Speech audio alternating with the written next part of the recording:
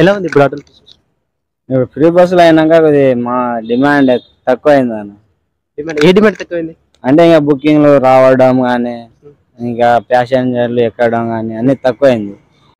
అంటే ఇప్పుడు రేవంత్ రెడ్డి ఫ్రీ బస్సులు పెట్టారు కదా, ఫ్రీ బస్సులు పెట్టుకోకుండా మునుపుగానే మేలా మీకు ఎలా జరుగుతుంది? ఫ్రీ బస్సుల వల్ల కూడా ఏం ప్రాబ్లం లేదు అనుకోండి, కానీ బుకింగ్లు పడతలేవు అంతే. అంటే ఇంకా లేడీస్ అందరూ ఇంకా అన్ని ఫ్రీ బస్సులు చేసినాక ఇంకా లేడీస్ ఉన్నదే మొత్తం దాంట్లో బస్సులో ఎక్కిపోతున్నారు. ఇంకా మాకేడా గిరాకీ. ముందు ఎలా ఉంది ఇప్పుడు ఎలా ఉంది? ముందైతే ఇంకా బాగుండేది అన్న, ఇంకా ఫ్రీ బస్ లేకుండే కదా, ఇంకా ప్యాసింజర్లు అందరూ ఆటో ఎక్కుతుండే. ఇప్పుడేమో ఫ్రీ బస్ అయినాక ఇంకా బస్సులు ఎక్కుతాం అంటున్నారు. బస్సులు ఎక్కుతుండే. ఆటో సొంతమా రెంటా? సొంతమే అన్న, ఫైనాన్స్ ఇది. ఫైనాన్స్ అంటే ఫైనాన్స్ ఎంత మంత్లీ?